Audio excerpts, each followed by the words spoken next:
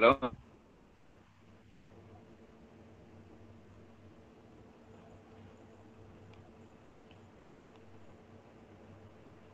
Halo. Ya, halo Ustadz. Ya.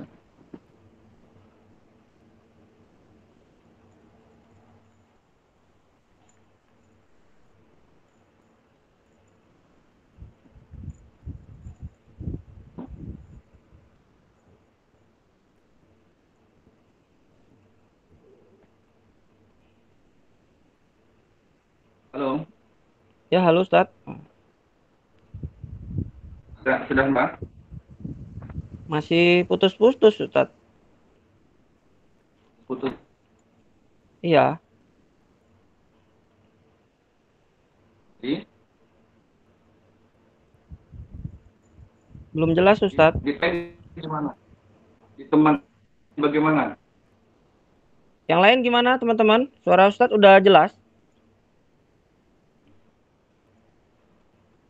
Boleh kasih komentar teman-teman di kolom chat ya. Biar Ustadz bisa segera memulai kalau sudah jelas. Masih putus-putus Ustadz katanya. Ada yang komentar di Perbohongan lagi kurang baik cuacanya. Ya, di sini juga nih. Di Medan Ya, juga teman barusan hujan. lagi mau dari belum?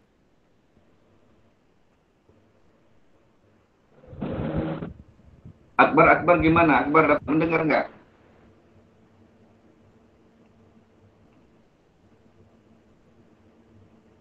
Halo. Ya, halo. Yang barusan jelas Ustadz suaranya. Nanya Akbar. Akbar jelas. Halo. Sudah mulai jelas ya? Mulai jelas Ustadz. Set.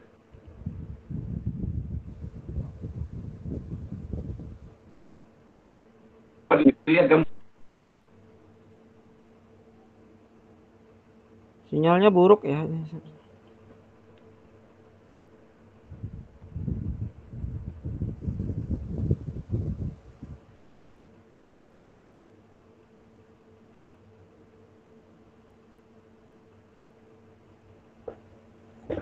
Hilang ya teman-teman ya. Suara Ustadz ya. Halo. Assalamualaikum. Waalaikumsalam. Terdengar.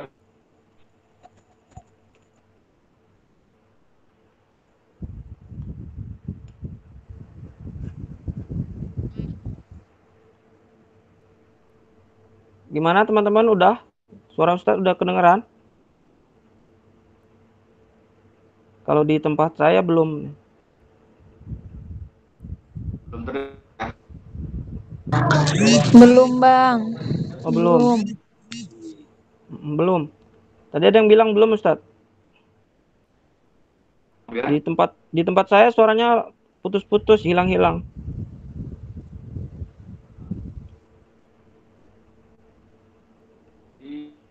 Jelas. Bingkai. Akbar.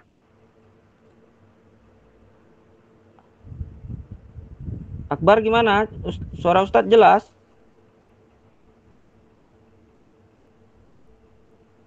Host gimana host? Karena ini kan direkam ya suara Ustadz. Yang host di servernya host Cinta ya.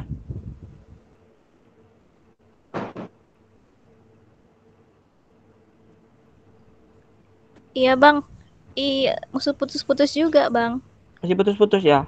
Iya, Sinyal ya masih sepertinya. putus-putus Ustadz. Iya, sinyal kayaknya. Dari sore mendung sih. Anginnya kencang nih. Atau Ustadz lagi di ruangan kali ya? Mungkin ya. Saya lagi di kamar ini. Ah, ini Hmm. jelas. Saya di kamar sambil lagi ngadem. Oh, barusan jelas Ustadz bilang di kamar lagi ngadem. Barusan jelas. Tadi nggak ada yang kedengaran. Ini udah mulai baik kayaknya, Bang. Iya. Gambarnya juga udah. Baru Oh, sudah gambarnya udah jelas. kelihatan terus ya. Ah,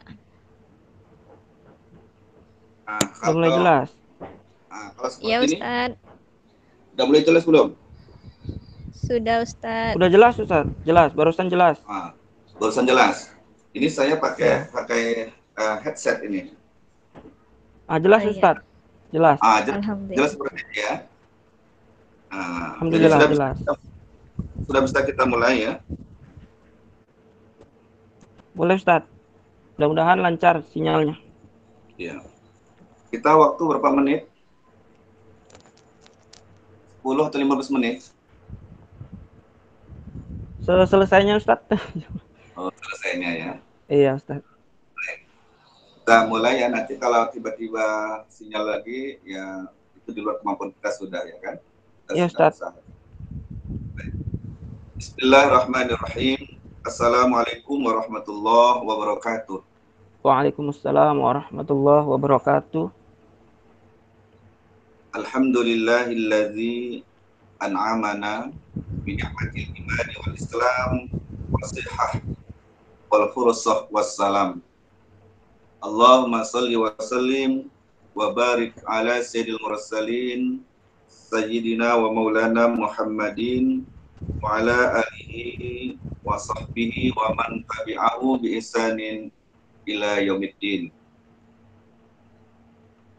Pertama sekali, mari kita bersyukur kehadirat Allah Subhanahu wa taala yang telah memberikan kepada kita nikmat, di antaranya kesehatan, keafiatan dan kesempatan, yang kesemua nikmat itu dibalut dengan nikmat iman dan nikmat Islam. Salawat dan salam mari sama kita sampaikan kepada junjungan alam Nabi akhir zaman baginda Rasul Muhammad sallallahu alaihi wasallam. Yang saya hormati pengurus ODOT sedang berdagai tebing tinggi dimanapun berada.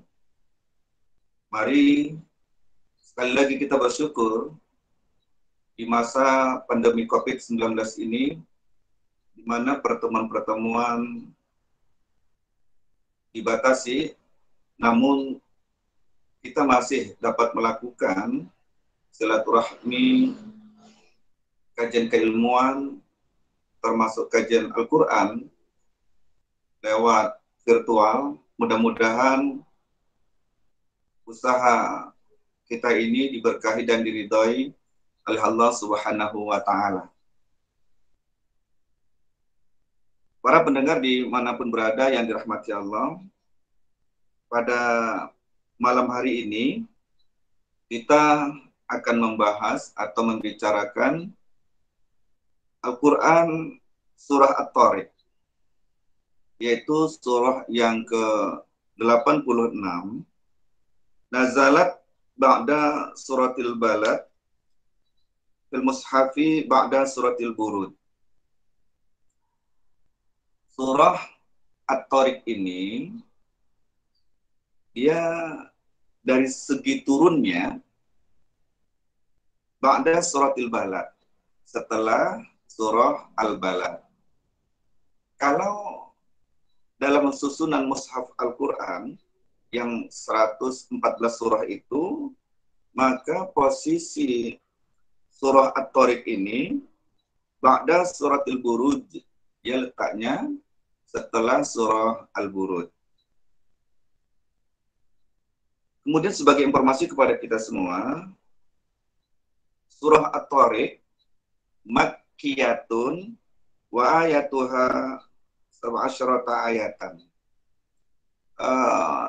Dari segi makkiyah dan madaniyah, bahwa surah At-Tariq ini adalah termasuk kelompok surah makkiyah, yang artinya bahwa surah At-Tariq turunnya itu ketika Nabi atau ketika Rasul Nabi kita Muhammad Sallallahu Alaihi Wasallam berada di kota Makkah.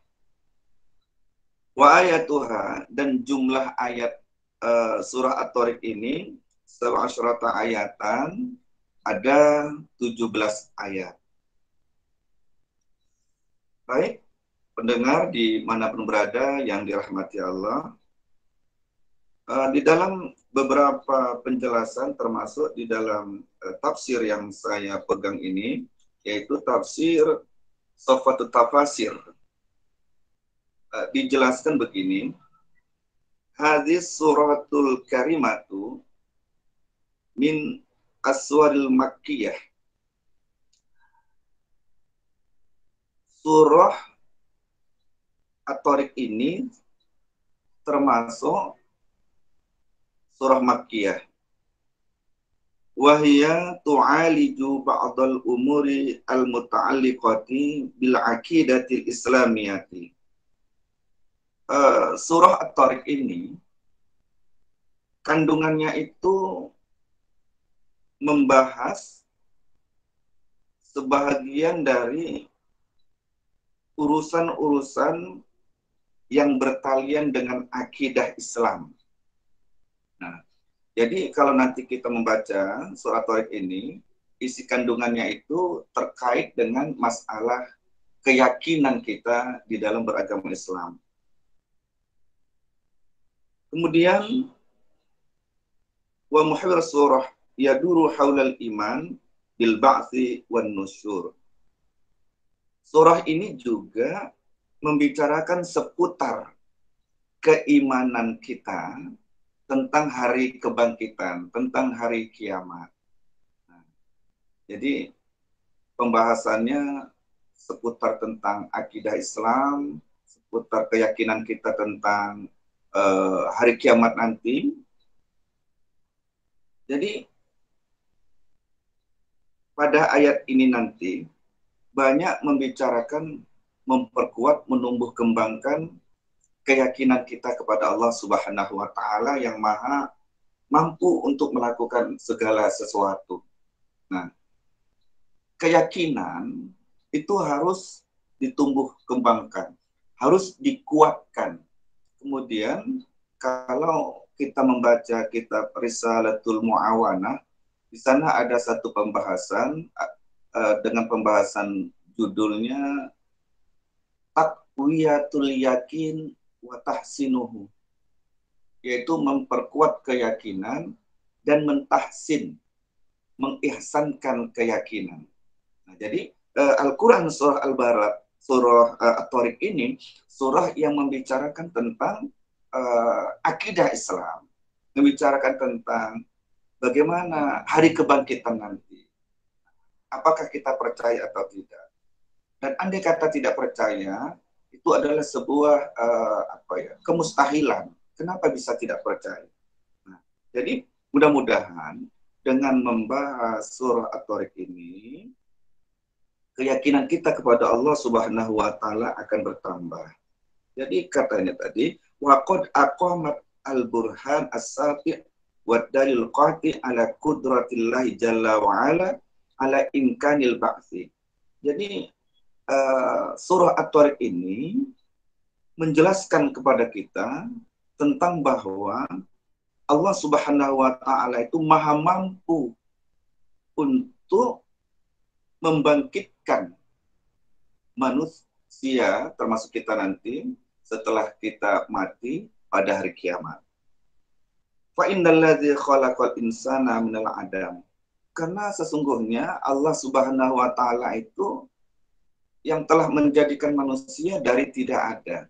Kemudian manusia yang awalnya tidak ada, kemudian dijadikan sehingga menjadi ada. Kemudian yang ada tadi terbatas, yaitu ajal, sehingga mati.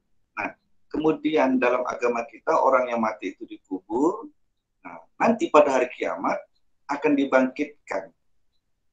Jadi artinya, mengadakan yang tidak ada saja Allah mampu, apalagi hanya sekedar membangkitkan yang tulang belulangnya itu masih ada. Hanya tinggal menyempurnakannya saja.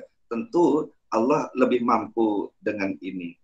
Nah, saudaraku yang dirahmati Allah, itu kandungan-kandungan yang terdapat di dalam Al-Quran, surah At-Tariq ini.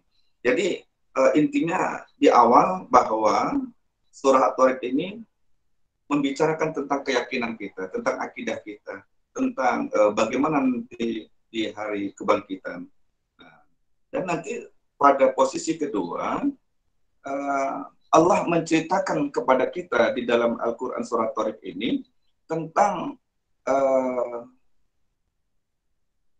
kaifiat penciptaan manusia, dari apa manusia, sehingga nanti bahwa diri kita diingatkan oleh Allah Subhanahu wa Ta'ala untuk tidak berlaku sombong, karena kita tercipta dari sesuatu yang di dalam Al-Quran disebut dengan sesuatu yang hina. Jadi kalau ada sesuatu tercipta dari sesuatu yang hina, kemudian dia tumbuh dan berkembang, di dirinya ada sesuatu yang hina, apa yang harus disombongkan? Nah, termasuklah manusia nanti. Mari untuk memperhemat waktu, kita langsung saja memasuki pembahasan tafsir surah At-Tharik ini. Bismillahirrahmanirrahim. Dengan nama Allah yang Maha Pengasih, Maha Penyayang. Mudah-mudahan kita mendapatkan keberkahan memulai sesuatu itu dengan basmalah, sehingga kita mendapatkan pahala dari Allah Subhanahu wa Ta'ala, karena Nabi mengatakan bahwa segala sesuatu yang baik bila tidak dimulai dengan basmalah maka hilang keberkahannya. Jadi artinya sebahagian pun nanti yang kita bahas, walaupun kecil yang kita bahas, tapi karena sudah kita mulai dengan basmalah, mudah-mudahan kita mendapat keberkahan dan mendapat pahala dari Allah Subhanahu wa Ta'ala. Amin ya rabbal alamin. Ayat pertama pada surah At-Tharik ini berbunyi was-samai wat-thariqi. Was-sama itu kata samanya, lihat pada huruf hamzah itu berbaris bawah, dan di depan kata sama ada huruf waw. Nah, huruf waw ini disebut namanya huruf qasam atau waw qasam. Huruf qasam kalau diterjemahkan itu adalah huruf yang menunjukkan atau alat yang menunjukkan pengertiannya itu, kandungannya itu sumpah. Nah, sesuatu yang menunjukkan sumpah, penggunaan kata dalam bahasa Indonesia menggunakan demi. Nah, kemudian bila ada huruf-huruf qasam seperti waw tadi, maka kalimat yang ada di belakangnya seperti kata sama itu adalah kata benda. Nah, kata benda yang di depannya ada huruf qasam, maka kata benda tersebut huruf akhirnya harus majrur, harus berbaris bawah. Maka kita baca dengan was-samai. Nah, karena wawnya ini huruf sumpah, artinya demi langit. Jadi Allah Subhanahu wa Ta'ala memulai surah At-Tharik ini, dia bersumpah, dan Allah bersumpah dengan menggunakan benda-benda termasuklah langit ini. Nah, saudaraku yang dirahmati Allah dimanapun berada, surah At-Tharik ini seperti surah-surah yang lain, banyak Allah memulai surah-surah di juz 30 ini Allah menggunakan sumpah dengan menggunakan benda-benda langit, termasuklah was-samai ini. Dan bagi Allah Subhanahu wa Ta'ala, Allah itu bebas untuk bersumpah dengan menggunakan apa saja. Namun bagi kita, bila kita ingin bersumpah, kita tidak boleh bersumpah dengan apa saja, kecuali yang sudah ditentukan dalam kitab-kitab fikih. Nah, jadi kalau kita mau bersumpah itu huruf qasamnya harus di belakangnya lafzul jalalah, yaitu kata atau lafaz Allah Subhanahu wa Ta'ala, seperti wallahi atau billahi atau tallahi. Kita tidak boleh bersumpah dengan menggunakan yang lain. Namun kalau Allah, karena dia tidak ada yang lebih tinggi darinya, dia boleh saja bersumpah dengan apapun. Nah, was-samai wat-thariq, demi langit. Kemudian wat-thariq ini atof. Nah, kata thariq itu makhuzun minat turuki bimakna ad-darbu wa kullu ma jaa bilailin yusamma tariqan. Yang dikatakan tarik itu dijelaskan di kitab ini bahwa wa kullu ma jaa bilailin yusamma tariqan. Segala sesuatu yang datangnya pada malam hari itu dinamakan tarik. Nah, jadi demi langit dan demi sesuatu yang datangnya pada malam hari. Nah, kemudian pada ayat yang kedua, wa ma adraka mat-tariq. Jadi, apakah engkau tahu apa itu tariq? Nah, yang datang pada malam hari tadi, Allah melanjutkan dengan an-najmus sakib. An-najmu itu bintang-bintang. As-sakib yang menembus. Nah, jadi yang dikatakan at-tariq di sini, bila kita gandengkan dengan ayat yang ketiga, adalah an-najmus sakib, yaitu bintang-bintang. Bintang ini dia disebut dengan apa ya tadi? Tariq. Kenapa bintang dikatakan dengan tariq? Karena bintang adanya, munculnya itu pada malam hari. Dia tidak muncul pada siang hari. Nah, kemudian cahaya bintang itu as-sakib, yang menembus. Maksudnya menembus kegelapan malam. In kullu nafsil lamma 'alaiha hafiz. Tidaklah semua jiwa, melainkan jiwa tersebut ada yang mengawasinya, ada yang menjaganya. Nah, saudaraku yang dirahmati Allah, para dojer sekalian, tadi Allah sudah bersumpah ya, dengan demi langit, demi bintang yang datangnya pada malam hari, yang bintang itu cahayanya bisa menembus sehingga bisa kita lihat sampai ke bumi ini kan. Nah, kemudian Allah pada surah keempat mengingatkan kepada kita, in kullu nafsil lamma 'alaiha hafiz, bahwa semua manusia, semua jiwa, tidak ada satupun jiwa yang tidak terawasi oleh Allah Subhanahu wa taala. Nah, ayat ini mengingatkan kepada kita agar kita itu berhati-hati di dalam melakukan sesuatu, di dalam melakukan tindakan. Kenapa? Karena segala sesuatu yang kita lakukan itu akan tercatat. Kenapa akan tercatat? Karena terlihat. Nah, siapa penglihatan? Ada yang dikirim oleh Allah, ada yang menjadi wakil Allah di diri kita ini, yaitu malaikat. Nah, yang malaikat ini menjadi perwakilan Allah kepada kita, sehingga apapun yang kita lakukan, dimanapun kita melakukannya, di tempat gelap, di tempat terang, ada manusia ataupun tidak, itu semuanya terawasi. Nah, ini aja ya, pada ayat keempat, in kullu nafsil lamma 'alaiha hafiz ini, bila kita perpegangi, maka insya Allah kita akan menjadi orang baik. Kita akan menjadi memiliki sifat ihsan. Kenapa kita memiliki sifat ihsan? Karena kita merasa selalu terus diawasi oleh Allah Subhanahu wa taala. Ada kiraman, ada katibin di diri kita ini. Jadi saudaraku yang dirahmati Allah, berhati-hati di dalam berbuat. Itu menunjukkan keimanan kita kepada Allah, bahwa kita meyakini Allah itu maujud, Allah itu ada, kemudian Allah mengawasi kita selalu, sehingga kita sekali lagi menjadi orang yang ihsan. Karena Allah mengirim atau memberi wakil kepada kita ini untuk mengawasi kita, seperti malaikat Raqib wal Atid, ataupun malaikat yang selalu disebut dengan kiraman katibin, yang untuk mencatat semua apa yang telah kita lakukan. Jadi oleh sebab itu, mari kita berhati-hati, karena Allah selalu memperhatikan kita. Ini sangat penting bagi kita di dalam hidup ini. Kenapa? ada saudara kita, apakah sengaja atau tidak, sadar atau tidak, melakukan sesuatu yang dilarang.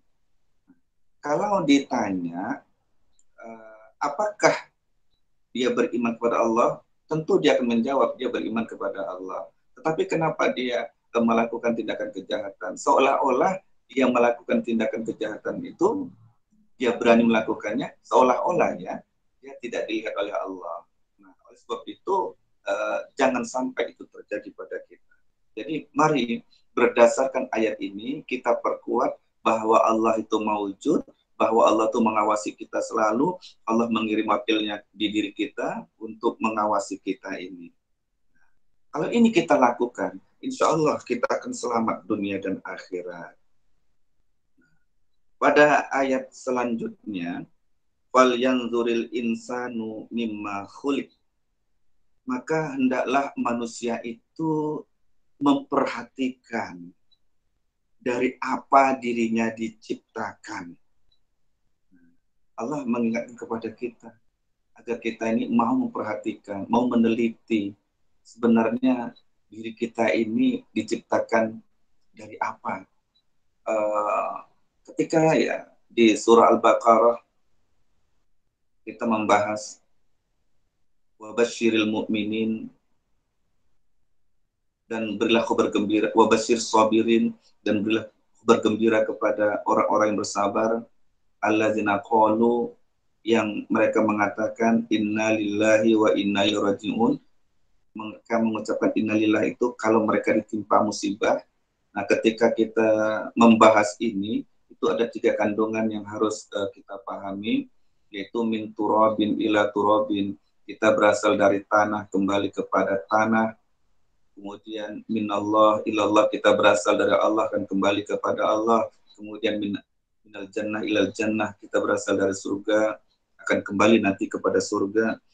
Pada ayat ini, pada penjelasan ini, kita menyadari bahwa kita itu berasal dari tanah.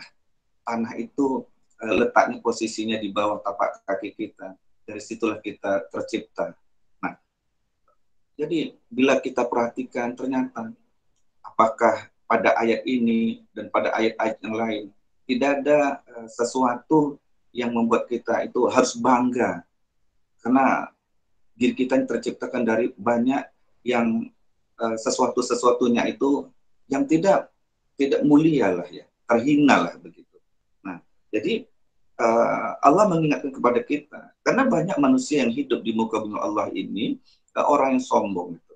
Nah, jadi untuk mengatasi itu kata Allah, fal yanzuril insanu mimma khuliq, khuliqa mimma indafik. Manusia itu diciptakan dari air mani yang memancar. Saudaraku yang dirahmati Allah, secara syariat, secara zahir ya, kita ini tercipta dari air mani. Air mani itu kalau diperhatikan keluar dan masuknya itu dari tempat keluarnya juga najis.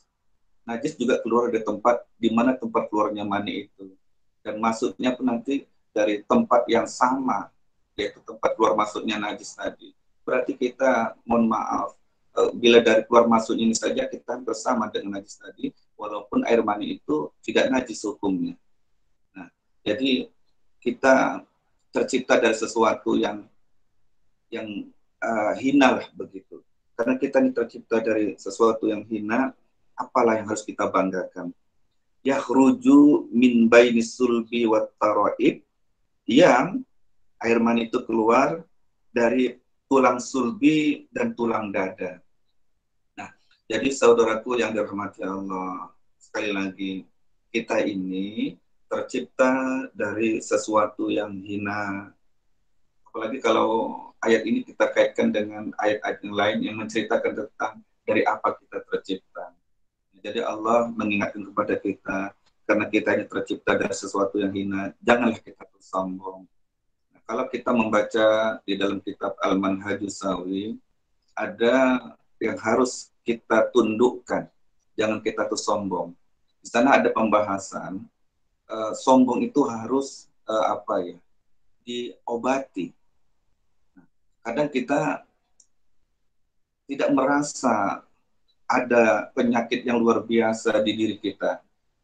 Manusia bila mengalami sakit pada fisik itu cepat berusaha untuk menyembuhkannya karena ternyata ada penyakit yang lebih berbahaya, yang luar biasa bahayanya, yaitu penyakit yang ada dalam hati.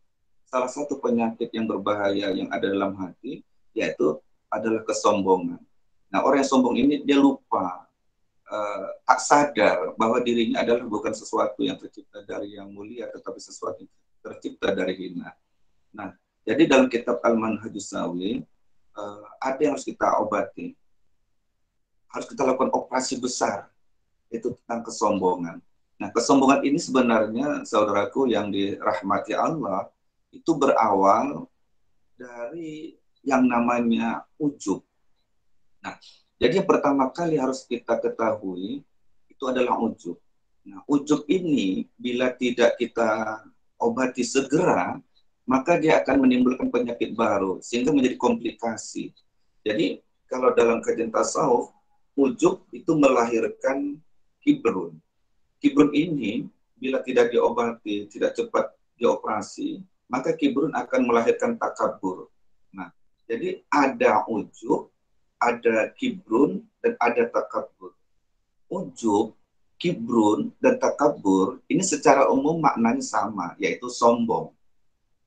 Nah, namun, di antara ketiga penyakit ini,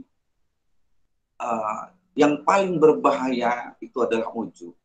Jadi kalau kita mau mengobati ujub, kibrun, takabur, jangan takaburnya yang kita sembuhkan dulu. Karena takabur ini adalah penyakit yang timbul disebabkan adanya kibrun. Kibrun ini muncul, ada pada diri seseorang karena ada ujub. Nah, sekali lagi ya, saya katakan, penyakit hati yang berbahaya pertamanya ujub. Kalau ujub ini tidak disembuhkan, maka ujub akan melahirkan penyakit baru yang namanya kibrun. Kibrun bila tidak diobati, maka dia akan melahirkan penyakit baru lagi, komplikasi lagi, yang disebut namanya takabur. Nah, jadi takabur muncul dari kibrun, kibrun muncul dari ujub. Secara umum, ujub, kibrun, dan takabur ini sombong semuanya. Nah, untuk memudahkan memahami, ujub dan kibrun ini tidak ada yang tahu. Ujub dan kibrun ini tidak ada yang tahu. Yang tahu hanya orang yang mempunyai ujub tersebut. Nah, tapi kalau takabur, itu takabur orang lain bisa tahu. Jadi yang dapat diketahui oleh orang lain, kesombongan dari kita, itu disebut namanya takabur. Nah, kalau ujub itu, perasaan merasa lebih dari orang lain. Merasa dia lebih alim dari orang lain. Perasaan merasa lebih, itu ujub. Jadi memiliki perasaan merasa agung, merasa terhormat, segala macamnya, itu namanya ujub. Jadi merasa lebih kaya dari orang lain, itu ujub namanya. Kalau ini tidak diperbaiki, tidak kita obati, ujub ini ada terus dalam hati kita, maka ujub akan melahirkan kibrun. Kibrun itu juga artinya sombong. Nah, di mana beda ujub dengan kibrun yang sama-sama sombong? Perbedaannya, kalau ujub tadi adalah dirinya itu merasa lebih baik dari orang lain. Tapi kalau ujub, dia sudah mulai membanding-bandingkan.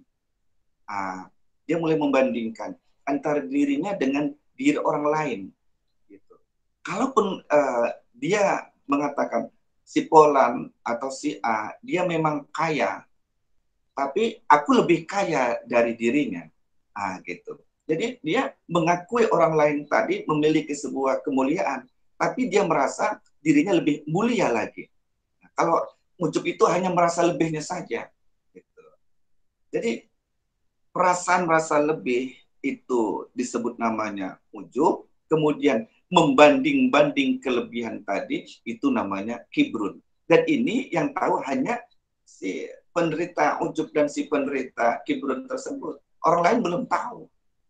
Nah, tapi ciri-cirinya biasanya ya, Kalau orang sudah ujub, orang sudah kibrun, dia merasa lebih baik. Nah, pada satu posisi. Ini biasanya orang-orang yang sombongnya lewat ujub, sombongnya lewat kibrun, orangnya biasanya mudah patah hati. Orangnya biasanya mudah cepat marah. Orangnya mudah peracuan. Nah, begitu. Ini satu contoh. Kalau dia merasa lebih baik dalam soal pembacaan Al-Quran, sementara ada orang yang bacanya biasa-biasa saja. Namun ketika dipilih untuk membaca Al-Quran, orang yang merasa lebih baik tadi tidak dipilih oleh panitia. Sementara yang menurut dia orang yang biasa-biasa saja malah disuruh untuk membaca Al-Quran. Nah, sehingga ketika dia tidak terpilih pada saat itu, dia merasa kecewa. Nah, kemudian melakukan tindakan nanti dari kekecewaannya itu. Yang seperti ini kibrun. Nah, jadi baru yang ketiga, kalau ujub, kibrun tidak disembuhkan, maka akan lahirlah penyakit baru yang namanya takabur. Nah, takabur inilah yang dapat diketahui oleh orang lain. Kalau kita mengatakan si A itu sombong, dari mana kita tahu sombong? Kita nggak tahu, lihat dari cara bicaranya, dari cara berjalannya. Jadi, kesombongan yang dapat diketahui dan dirasakan oleh orang lain, itu namanya takabur. Jadi takabur, kibrun, ujub, cara menyembuhkannya jangan takaburnya, jangan kibrunnya, tapi induknya, yaitu ujub. Karena ujub itu sumbernya. Nah, jadi saudaraku yang dirahmati Allah, mengapalah kita harus sombong? Apa yang harus kita banggakan? Kalaupun kita kaya, masih ada lagi orang yang lebih kaya dari kita. Puncaknya nanti adalah Allah yang maha kaya. Jadi, sombong itu punya Allah, bukan punya kita. Allah marah kali kalau pakaiannya dipakai. Karena kesombongan itu pakaian Allah. Jadi apabila ada makhluknya, ada hambanya yang memakai pakaian Allah, yaitu memakai kesombongan, maka Allah akan membukanya, memaksanya dengan cara-cara Allah Subhanahu wa Ta'ala. Mari kita berlindung diri berdasarkan ayat ini. Untuk apalah kita sombong? Karena kita ini khuliqa min ma'in dafiq yakhruju min baini sulbi wat tara'ib. Kemudian mari kita lihat lagi pada ayat yang selanjutnya, innahu ala raj'ihi laqadir. Ini membicarakan tentang hari kebangkitan nanti. Sesungguhnya Allah Subhanahu wa Ta'ala ala raj'ihi, untuk mengembalikannya, laqadir, pasti atau sungguh ia mampu. Nah, manusia kita yang diciptakan tadi, yang berasal dari air mani yang memancar tadi, setelah terlahir, kemudian hidup, tapi kita berbatas waktu yang disebut dengan mati. Nah, setelah mati, kita akan dimasukkan ke alam barzakh, ke alam kubur. Nah, setelah kita dimasukkan di alam barzakh atau alam kubur, nanti pada hari kiamat kita akan dibangkitkan. Nah, ketika Allah membangkitkan kita, sementara kita sudah pernah mati, kemudian bila secara syariat, secara zahir, tulang belulang kita sudah tidak, paling-paling pun ada hanya tinggal tulang belulang, secara utuh kita sudah tidak ada lagi. Apakah Allah mampu untuk membangkitkan kita? Nah, tentu ketika kita tidak ada, ketika kita belum ada, Allah mampu mengadakan kita. Apalagi hanya sekedar untuk mengembalikannya, tentu Allah lebih mampu lagi. Nah, itu banyak ya ayat-ayat lain di surah yang lain Allah ceritakan tentang yang demikian itu. Nah, jadi Allah maha mampu untuk membangkitkan kita, mengembalikan kita seperti semula. Itu nanti terjadi pada hari kiamat. Pada hari kiamat nanti itu adalah yauma tubelas sarair, yaitu hari yang di sana dinampakkan, diperlihatkan semua rahasia-rahasia. Sekarang ini kita banyak menyimpan segala rahasia kita sehingga orang lain tidak mengetahuinya apa yang kita lakukan ketika kita tidak berada bersama orang lain. Namun nanti pada hari kiamat Allah maha mampu menunjukkan itu semua. Jadi ketika nanti rahasia-rahasia kita ditunjukkan oleh Allah, kita tidak bisa mengelak, mengatakan tidak. Kenapa? Karena apapun yang pernah kita lakukan, itu sudah tercatat, sudah terekam. Makanya kita, supaya selamat, mari kita perhatikan kembali kepada ayat yang keempat tadi, in kullu nafsin lamma 'alaiha hafiz, bahwa di diri kita ini ada yang mengawasinya. Nah, jadi kalau kita berpegang kepada ayat ini, sehingga nanti pada saat yauma tublas sarair, ketika diperlihatkan semua rahasia-rahasia, tidak ada rahasia yang buruk-buruk yang kita simpan. Semuanya yang baik-baik ketika Allah tunjukkan. Nah, jadi oleh sebab itu, mari kita berpeganglah kepada ayat-ayat yang telah dijelaskan oleh Allah Subhanahu wa taala ini nanti, demi keselamatan kita, karena kita beriman kepada Allah, beriman kepada hari kiamat. Orang yang beriman kepada Allah, beriman kepada hari kiamat, bahwa dia percaya dengan apa saja nanti yang terjadi pada hari kiamat. Pertama, kita dibangkitkan dari alam kubur, kemudian kita akan digiring kepada mahsyar untuk dilakukan penimbangan, penghitungan, kemudian kita menuju siratal mustaqim yang ujungnya apakah kita surga atau neraka. Nah, kita percaya dengan itu semua.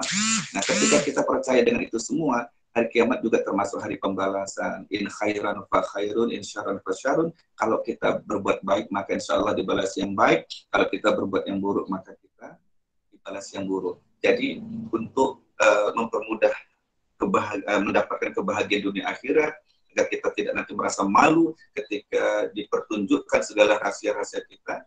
Jadi oleh sebab itu, pegang pada ayat tadi, in kullu nafsin lamma 'alaiha hafiz, karena kita ada yang mengawasi. Nah, jadi keyakinan itu harus kuat, harus muncul di dalam diri kita. Karena ketika kita merasa diawasi oleh Allah Subhanahu wa taala, maka kita ketika hidup di dunia ini tidak akan melakukan sesuatu yang dilarang oleh Allah Subhanahu wa taala. Ketika kita tidak melakukan sesuatu yang dilarang oleh Allah Subhanahu wa taala, pada saat yauma tublas sarair, ketika Allah menunjukkan segala sesuatu yang pernah kita lakukan, yang Allah tampilkan, yang Allah tunjukkan, semuanya yang baik-baik. Saudaraku, para saudara sekalian dimanapun berada, jadi Allah Subhanahu wa taala pada surah Tharik ini, pada sampai ayat yang ke-9, mengingatkan kepada kita bahwa pertama, Allah mengawasi kita dengan wakilnya para malaikat, agar ketika kita hidup itu kita sadar jangan melakukan sesuatu yang tidak diinginkan oleh Allah, seperti melakukan kesombongan, karena sebenarnya tak pantas, tak wajar kita sombong, karena kita tercipta dari sesuatu yang hina. Nah, kemudian sesuatu yang hina tadi ini kalau disombongkan, maka Allah akan marah. Kemudian lagi nanti, seperti saya sudah katakan tadi, di hari kiamat, seluruh amal kita akan ditunjukkan oleh Allah Subhanahu wa taala. Nah, termasuk rahasia-rahasia yang selama ini orang tidak tahu. Nah, karena kita yakin bahwa Allah itu adalah khabir. Khabir itu adalah orang yang maha mampu untuk memberitakan, baik yang kecil-kecil, apalagi yang besar-besar. Tidak ada satupun nanti cerita kita yang terlupakan oleh Allah Subhanahu wa taala, sehingga ketika itu kita pada saat itu nanti kita, kalau memang pernah kita melakukan sesuatu yang buruk di hadapan Allah atau di muka bumi ini, kita merasa malu di hadapan Allah Subhanahu wa taala, semuanya ditunjukkan. Nah, jadi sebelum itu terjadi, mari sekali lagi, in kullu nafsil lamma 'alaiha hafiz, bahwa semua jiwa itu dalam pengawasan Allah Subhanahu wa taala, sehingga di dalam hidup ini janganlah sombong, karena nanti pada hari kiamat semuanya kita akan diperlihatkan rahasia-rahasia kita. Mungkin pendengar dimanapun berada yang dirahmati Allah, kita tidak bisa melanjutkan ini. Insya Allah nanti di pertemuan-pertemuan yang lain bisa kita lanjutkan. Mudah-mudahan yang sedikit ini ada manfaatnya untuk kita semua. Demikian untuk sementara dari saya. Nasrul minallah wa fathun qarib wa basyiril mu'minin. Assalamualaikum warahmatullahi wabarakatuh. Waalaikumsalam warahmatullahi wabarakatuh. Alhamdulillah. Jazakallahu khairan Ustaz telah menyampaikan materinya tadi. Selalu bikin merinding ya kita kalau kajian tafsir yang di surah-surah tentang hari akhir, hari kiamat itu Allah itu ngancamnya tuh dengan bahasa-bahasa yang menakutkan gitu ya. Sampai mau rasanya tuh udah ngeri duluan gitu. Nah, selanjutnya ini sesi diskusi tanya jawab buat teman-teman peserta yang sudah mendengarkan pemaparan Ustadz tadi.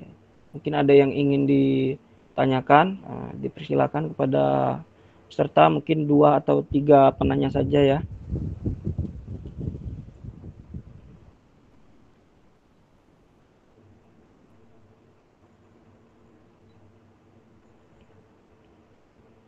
Ya, dipersilakan.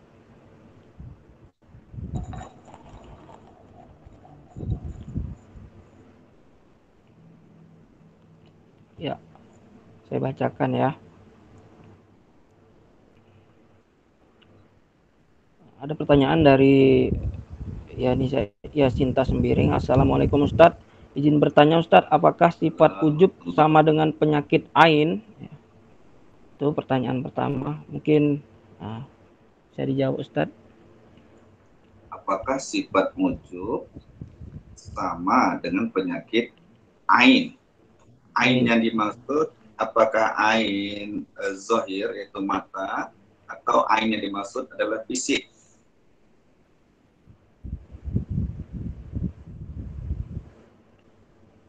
Kalau ain yang dimaksud itu adalah penyakit ain dalam arti secara zahir itu mata atau benda atau fisik, maka sangat berbeda penyakit ain ini dengan penyakit ujub.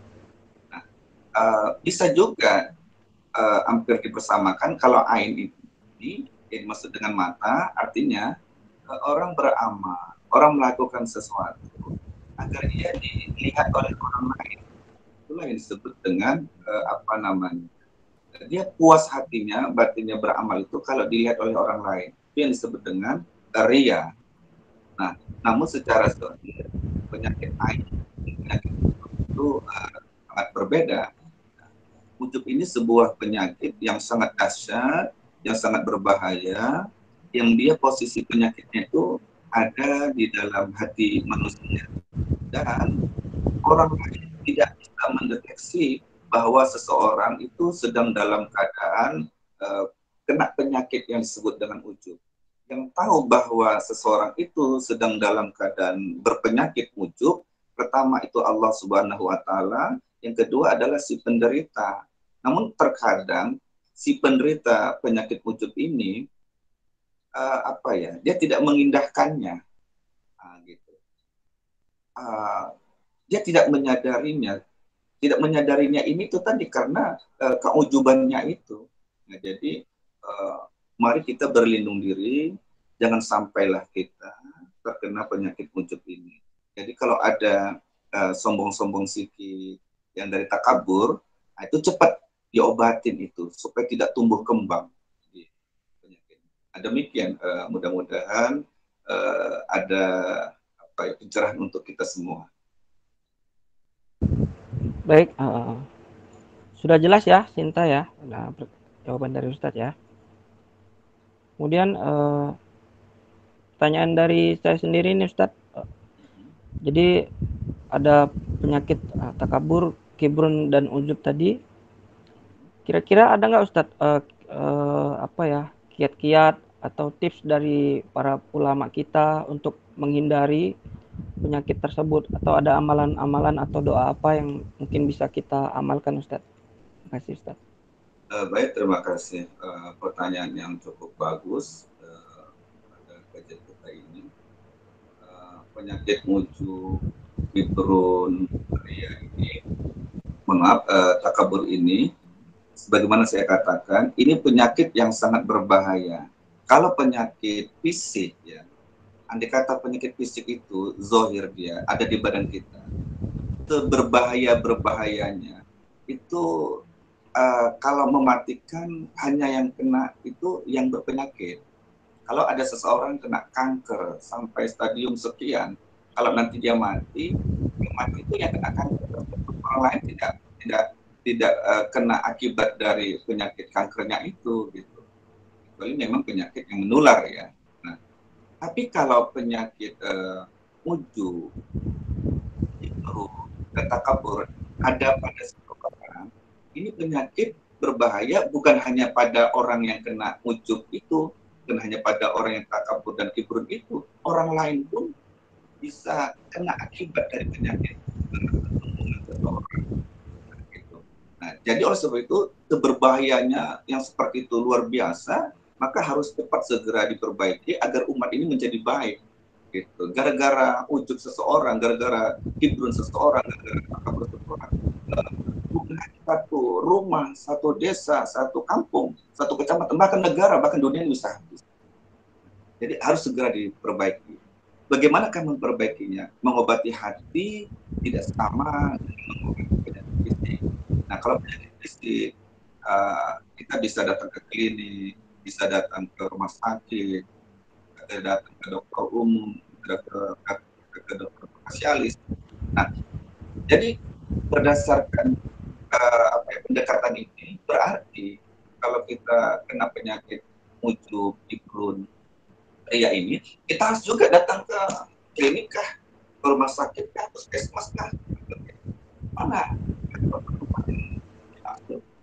Jadi orang-orang yang kena penyakit ini harus dibawa ke klinik atau rumah sakit seperti tempat pengajian, tempat di mana orang mengkaji keilmuan agama. Jadi musola, masjid, madrasah, pondok pesantren itu tempat memperbaiki penyakit tadi. Nah, dokternya siapa? Orang-orang yang terapinya siapa? Ya para ustaz, tuan-tuan guru, para habib. Nah, itu dokter-dokternya. Nah, nanti kita di sana melakukan konsultasi. Nah, seperti penyakit fisik juga kan kita lakukan konsultasi. Nah, jadi kita melakukan konsultasi terhadap penyakit ujub, kibrun, dan takabur kita. Nah, apakah resep yang akan diberikan? Nanti tergantung pendeteksinya penyakit sombong kita itu. Jadi bisa nanti dengan membaca Al-Quran, bisa nanti dengan karena Rasul Nabi kita Muhammad Sallallahu Alaihi Wasallam, hati manusia itu bisa berkarat. Hati manusia itu bisa berkarat seperti berkaratnya besi karena kena air. Maka untuk menjelakkannya, menerangkannya kembali, membersihkan dari karat-karat itu, dari penyakit-penyakit itu dengan karat besi itu, dengan braso, teknis balik, kan? Jadi seperti itu, lalu membaca Al-Quran, lalu berzikir kepada Allah Subhanahu Wa Taala. Itu dalam satu hadis. Nah, di versi-versi lain nanti dianjurkan kepada kita itu untuk selalu tongkrongannya orang-orang baik, orang-orang soleh. Nah, gitu. Tapi kalau tongkrongannya, teman ngobrolnya, teman curhatnya, teman permainannya, orang yang buruk akhlaknya, nah kita akan mudah kambuh penyakit. Sehingga para ulama kita itu sebenarnya sudah menyusun 1, 2, 3, 4, 5 resep-resepnya itu. Jadi kita tinggal kembali saja kepada kitab-kitab setelah kita namun secara umum, jadi kalau kita diterapi oleh para ustaz, para habib, tuan-tuan guru, mereka akan menganjurkan kepada kita ya, menyadarkan diri kita bahwa kita tuh siapa. Sebagaimana Al-Quran tadi mengatakan, kau tuh tercipta dari apa? Kok gitu sombongnya? Nah, jadi ketika kita disadarkan begitu, kita disuruh terus makan obatnya. Jadi obat tidak sama dengan obat fisik. Obat hati makanannya harus dia yang dari as-samawi, dari langit.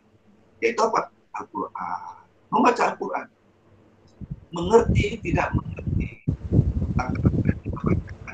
yakinkanlah bahwa dia membawa manfaat kepada kita. Jangan nunggu kita sudah mengerti baru kita mau membacanya.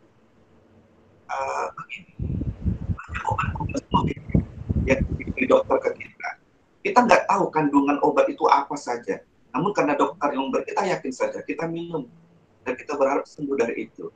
Nah, ketika Allah memberikan kepada kita Al-Quran, kenapa kita tidak yakin? Nah, kalau sudah diinformasikan, ngerti, tidak ngerti, paham, tidak paham dengan Al-Quran. Kalau kita baca, Al-Quran tadi akan menyembuhkan penyakit kita. Yakinkanlah itu. Kalau kita tidak ngerti, tidak paham. Jadi, selalu kita berdoa, selalu kita berzikir, selalu kita ingat ngerti. Kita ingat bahwa bakal mati. Kita akan berujung dengan kematian. Kalau kita selalu ingin kematian, mau apa kita sombongkan? Banyak-banyak harta. Dia pasti sadar tidak ada harta yang dia bawa kepada kematian. Semua hartanya akan ditinggalkan. Ganteng apapun dia sombong pamannya. Tapi kalau dia ingat mati, bahwasanya orang ganteng, orang cantik pun mati. Jadi oleh sebab itu, mengingat kematian ini merupakan terapi yang luar biasa untuk menyembuhkan penyakit mungkin itu usaha-usaha yang bisa kita lakukan secara praktis dan mudah, tidak memerlukan usaha yang banyak asalkan kita istiqomah dalam melakukan perobatan. Jadi kita istiqomah dalam baca Al-Quran, kita istiqomah dengan zikir, kita istiqomah selalu mengingat mati, maka insya Allah kita akan selamat. Banyak lagi yang kita diterapkan sama kita untuk menjaga kita tidak terjangkit penyakit tadi. Itu secara teori yang bisa dipraktekkan. Namun secara amalan mirip-mirip, banyak yang membuat kita itu seperti doa-doa yang membuat kita doa tidak menjadi sombong di hadapan Allah Subhanahu wa Ta'ala. Jadi sebelum sampai kepada doa, sebenarnya dari perbuatan kita itu jauh lebih penting doa itu penguatnya. Jadi sadarkan diri bahwa kita ada hina, kita tidak perlu sombong. Kalaupun kita terjangkiti, karena sebagai manusia itu biasanya ya yang mudah kena mutu, yang mudah kena kibrut, yang mudah kena yang kena ini terpapar ini adalah biasanya orang-orang yang alim, orang-orang yang abid, ahli ibadah, para ghani, orang-orang kaya. Ini mudah kali kena ini, penyakit tadi ini. Nah, kalau orang kaya sombong itu biasa. Kalau orang alim sombong itu biasa. Walaupun tak boleh. Kalau ahli ibadah sombong itu biasa. Itu tak boleh. Namun kalau ada orang sombong, ini sangat berbahaya. Nah, jadi artinya siapapun sebenarnya tidak boleh sombong. Orang kaya tak boleh sombong, orang miskin tak boleh sombong. Apa yang sombongkan kan? Orang kaya, orang miskin sama-sama tercipta min ma'in dafid, kan? Apakah ada perbedaan? Kalau orang kaya tercipta bukan dari min ma'in dafid, yang min ma'in dafid itu hanya orang miskin. Tidak ada. Semua manusia tercipta dari min ma'in dafid. Jadi tidak kita. Nah, jadi kita selalulah membaca Quran, selalulah berzikir, selalulah ingat kepada kematian. Semua akan kita tinggalkan. Nah, kita dekat kepada Allah. Sehingga ketika kita sudah dekat kepada Allah, kita bisa mampu melihat Allah itu Allah yang maha tinggi, Allah yang maha mulia. Jadi, apa harus kita sombongkan di hadapan orang yang maha tadi. Demikian kira-kira jawaban. Alhamdulillah. Sangat jelas sekali Ustadz. Ternyata begitu dahsyatnya penyakit ujub tadi ya, dan begitu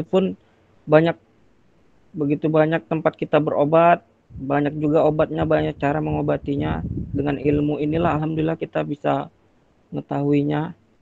Selanjutnya ada satu lagi pertanyaan yang tadi masuk dari Khairun Nisa dari Batubara.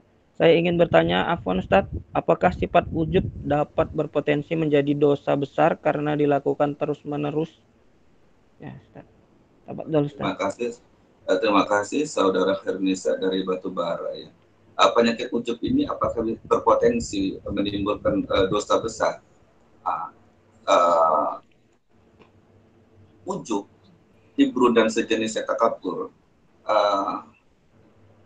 ini harus kita pangkas segera, jangan sampai dia berlarut-larut. Nah, ketika muncul saja, ketika dia muncul gitu ya, pertama kali kita terpapar, berarti kan kita sudah sombong namanya kan. Ketika kita sombong itulah kita dikenai dosa. Apa demikian? Tidak harus nunggu panjang atau sudah lama baru kena dosa besar, tidak. Begitu terpapar, begitu nampak, begitu maujud, begitu ada penyakit tadi di hati kita, nah, maka kita sudah kena dosa. Kenapa kena dosa? Karena ujub tadi. Mudah saya katakan, takabur saja, sombong tadi. Karena takabur artinya sombong, dan itu dapat diketahui oleh orang lain. Kalau ujub, kibrun, itu tidak diketahui oleh orang lain. Jadi yang kita ambil contohnya apa saja yang takabur. Orang lain tahu, oh, sekolah itu sombong, bukan sekolah. Yang mau dari gaya bicaranya, gaya sombong. Nah, ketika itu kita didosai sudah. Kenapa? Kita kan pernah belajar usul fikih ya. Di dalam usul fikih itu kan adanya pahala dan adanya dosa itu tergantung dari perbuatan. Jadi perbuatan itu mengakibatkan pahala dan mengakibatkan dosa. Jadi orang yang sombong dari bentuk apanya, dari bentuk perbuatannya dan yang lain-lain, berarti perbuatannya yang mengandung kesombongan itu ketika dia lakukan, walaupun tidak terus, ketika sombongnya itu ada pada dirinya, ketika itulah dia didosai. Apalagi terus menerus dia sombong, auzubillah subhanallah. Jadi mari, apa sih yang perlu kita sombong? Kita berilmu ini masih berilmu. Jadi kita menjadi orang alim itu harus, tapi merasa lebih alim dari orang lain jangan. Menjadi orang kaya itu harus, karena dengan kaya kita bisa berinfak, bisa berwakaf. Untuk menjadi orang kaya itu harus, tapi merasa lebih kaya dari orang lain jangan sampai terjadi. Beribadah itu harus, ibadahnya harus baik, ibadahnya harus bagus, ibadah harus khusyuk. Tapi merasa ibadah kita lebih baik dari orang lain itu jangan. Perasaan lebih itu sudah didosai oleh Allah Subhanahu wa taala. Mari kita bertobat kepada Allah Subhanahu wa taala dari kesombongan diri kita ini. Nah, termasuk sombong adalah orang yang tidak mau berdoa di hadapan Allah Subhanahu wa taala. Itu sombong gitu. Nah, Allah kan tempat meminta. Sekali lagi, Allah tempat meminta. Gitu. Allah senang kali kalau hambanya meminta. Ketika kita meminta, berarti kita butuh. Nah, orang yang butuh kepada orang lain, berarti itu adalah orang yang lebih rendah. Jadi kita selalulah merasa lebih rendah di hadapan Allah Subhanahu wa taala. Tapi kalau kita nggak pernah meminta di hadapan Allah, kita nggak pernah berdoa di hadapan Allah, berarti kita sombong. Berarti kita merasa lebih kaya daripada Allah Subhanahu wa taala. Wah, Masya Allah, dosanya besarnya luar biasa. Kalau bahasa gampangnya, Allah tuh benci kali dengan orang yang gitu. Contoh ya, para auditor sekalian. Kalau kita sholat, dari mulai takbir sampai salam, kita sudah melakukan sholat, melakukan ibadah, itu luar biasa, bagusnya di hadapan Allah Subhanahu wa taala. Tapi terkadang kita begitu sholat, Assalamualaikum warahmatullahi wabarakatuh, menyapu muka, terus selesai. Tinggalkan tempat sholat tadi. Nah, Allah marah kali melihat orang seperti ini. Allah sangat marah kepada orang yang beribadah di hadapannya, tapi selesai beribadah dia tidak berdoa kepada Allah Subhanahu wa taala. Nah, doa itu mukhul ibadah, doa itu inti dari sebuah ibadah. Tutuplah ibadah-ibadah kita tuh dengan doa. Setelah kita beribadah di hadapan Allah, kita berdoa kepada Allah, ya Allah, terimalah ibadahku ini. Nah, setelah kita berharap agar ibadah kita terima, mintalah yang lain-lain lagi. Allah sangat senang bila dia dipintai. Nah, kenapa? Karena dia merasa, Allah tuh merasa paling hebat. Ketika orang datang kepadanya, hambanya datang kepadanya, meminta kepadanya, Allah sangat senang. Begitu. Karena memang mampu memberikan itu semua. Namun bila ada hambanya yang tidak selesai beribadah, tidak mau berdoa kepadanya, orang tersebut dianggap sombong sama Allah.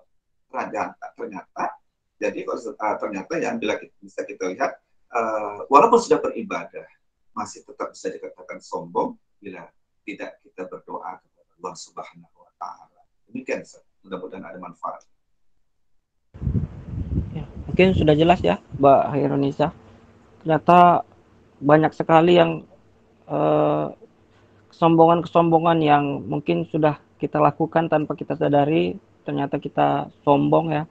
Walaupun tadi ya alhamdulillah banyak ilmu yang disampaikan Ustadz, obat-obat kesombongan, salah satunya yang selalu disampaikan yaitu membaca Al-Quran. Mungkin komunitas One Day One Juice ini menjadi salah satu solusi untuk teman-teman yang ingin tetap menjaga circle ya, menjaga lingkaran lingkungannya dengan orang-orang yang selalu berusaha dekat dengan Al-Quran. Dan Al-Quran insya Allah sebagai disebut juga asyifa ya, sebagai obat ya, inilah salah satunya ya untuk mengobati penyakit yang amat dahsyat ini, yang ternyata efeknya bisa sampai membuat Allah marah ya, kesombongan tadi ya.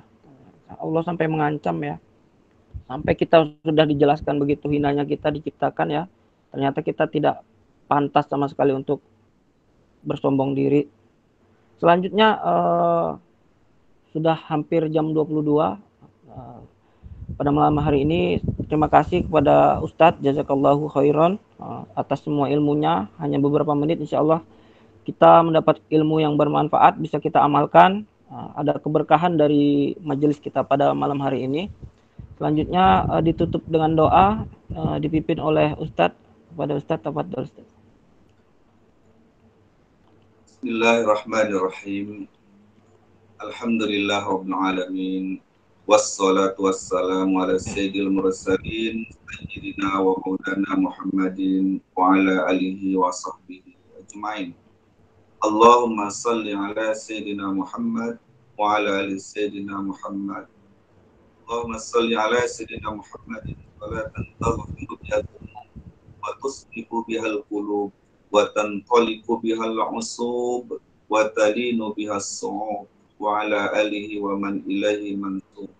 Allahumma lakal hamdu wa ilaikal mushtaka wa antal musta'an wa la hawla wa la quwata illa billahil aliyyil azim. Allahumma alimna ma jahilna wa dzakirna ma nasina wa anfa'na ma 'allamtana bi rahmatika ya rabbal alamin. Allahumma zidna ilma wa rizqna fatma.